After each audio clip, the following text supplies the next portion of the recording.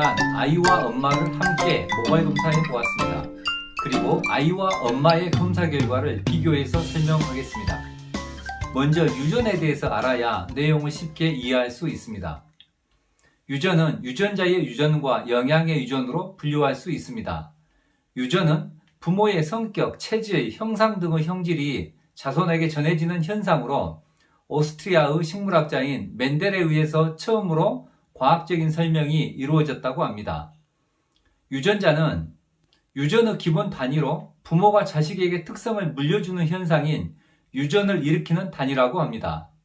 사람에게는 2만 개의 유전자가 있는데 각각의 유전자마다 고유 역할과 기능이 있다고 합니다. 다음으로 영양의 유전은 후속 유전으로 엄마의 영양 상태가 아이에게 전달되는 것으로 눈으로는 보이지 않기 때문에 과거에는 유전과 동일하게 생각했던 것 같습니다. 임신 중에는 아기를 건강하게 키우기 위해 다양한 영양소가 필요합니다. 탄수화물, 지방, 단백질, 미네랄, 비타민 등 각각의 영양소가 아기의 발달에 중요한 역할을 한다고 합니다. 특히 철, 엽산, 칼슘은 아기에게 매우 중요한 필수 원소라고 합니다. 유전은 부모인 아빠, 엄마의 유전적 형질을 아이가 받는 것이고 영양의 유전은 엄마의 영양 상태가 아이에게 전달되는 것으로 아빠와는 직접적인 관련성이 없는 것 같습니다. 신생아에게 아토피는 유전적인 질병이 아니라 부족한 영양의 유전에 의한 증상이나 질병일 수 있습니다. 신생아 때는 없다가 성장하면서 생긴 아토피는 식습관에 의한 후천적인 영양의 부족 증상일 수 있습니다.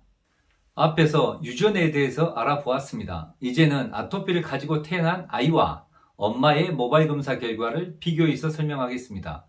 검사 결과가 어떻게 나올지 매우 궁금합니다. 3명의 아이와 3명의 엄마의 검사 결과입니다. 첫 번째 아이는 3세 여아이고 엄마는 40세입니다. 모발의 상태는 염색을 하지 않은 자연 상태입니다. 이 아이는 동생이 태어나서 엄마와 떨어져 할아버지 할머니 집에서 있는 동안에 모바일 검사를 의뢰했습니다. 일주일 뒤에 모바일 검사 결과가 나왔는데 유독성 원소에서 수은의 수치가 허용치 범위를 초과하여 많이 나왔습니다. 할아버지 할머니는 이 검사 결과를 받아들이지 못하고 이해하지도 못하셨습니다. 어떻게 3세 어린 아이에게 수은이 나올 수 있느냐? 검사 결과가 잘못되었다고 의심하셨습니다. 저도 그때는 이러한 특이한 경험이 부족했던 때라 무척 당황스러웠습니다. 제가 두 분의 이해를 돕기 위해서 설명하기를 수은 수치가 높은 이유는 생선이나 어패류를 많이 먹거나 치과 아말감 치료를 많이 받은 사람이 높게 나올 수 있다고 설명드렸습니다. 할아버지께서는 손녀는 생선이나 어패를 먹어본 적도 없고 치과에도 태어나서 한 번도 간 적이 없다고 불만을 표출하셨습니다. 그때 옆에 계시는 할머니께서 우리 며느리가 생선을 좋아한단 말이오? 라고 말씀하셔서 그날 저녁 아이 엄마에게 전화해서 자초지종을 말하고 모바일 검사 해보시길 권해드렸습니다. 아이 엄마의 검사 결과가 나오니 위의 사태가 해결되었습니다. 아이와 엄마의 검사 결과를 보시면 거의 비슷합니다. 유독성 원소에서 수은 알루미늄 수치나 필수 미네랄에서 아연인, 철, 셀레늄의 수치를 보면 엄마에게서 전해진 영양의 유전이라는 것을 알 수 있습니다. 두 번째 아이는 2세 남아와 30세 엄마의 검사 결과입니다. 먼저 유독성 원소에서 알루미늄의 수치를 보면 거의 비슷합니다. 알루미늄은 밀가루 표백제, 밀가루 팽창제에 들어있습니다. 엄마가 밀가루가 원료가 되는 음식을 즐겨 먹었다고 추정할 수 있습니다. 필수 미네랄의 수치도 100% 똑같지는 않지만 아연인, 셀레늄의 수치는 거의 비슷합니다. 아이보다는 엄마가 필수 미네랄의 수치들이 부족한 것으로 나왔습니다. 세 번째 아이는 1살 남아이고 엄마는 32세 외국인입니다.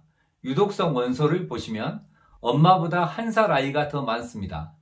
필수 미네랄에서는 아연인, 셀레늄이 공통적으로 부족하고 엄마는 나트륨과 칼륨이 과잉입니다. 추가적으로 마그네슘, 망강, 구리가 부족합니다.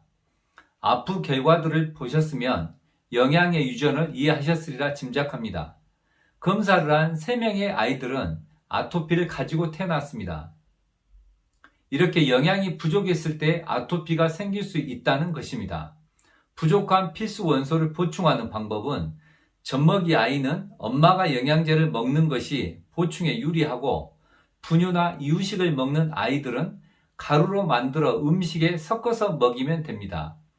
먹이는 영양제의 용량은 3세 미만을 기준으로 1일 권장량의 10분의 1 정도부터 1일 2회로 시작해서 부작용이나 명현 반응이 없을 시 양과 횟수를 늘려가는 방법으로 보충해야 합니다. 미네랄에서도 부작용과 명현 반응이 일어나는 경우가 있습니다. 특히 아연의 양이 과량일 때 이러한 반응이 잘 나옵니다. 아이의 입장에서는 엄마에게 영양소를 부족하게 받고 태어나서 아토피가 생겼으며, 반면에 엄마는 몸에 가지고 있던 부족한 영양소 중 일부를 아이에게 주었기 때문에 더 영양소가 부족해진 것입니다. 그 결과로 우울증, 산후풍, 탈모, 빈혈, 잇몸 약화, 체형 변형, 골반 근육 약화 등의 후유증이 생기는 경우가 있다고 합니다. 엄마도 부족한 영양소를 검사해서 알아내어 빨리 채워주어야 합니다. 끝으로 이번 시간은 엄마에게서 아이에게 전해지는 영양의 유전에 대해서 설명드렸습니다.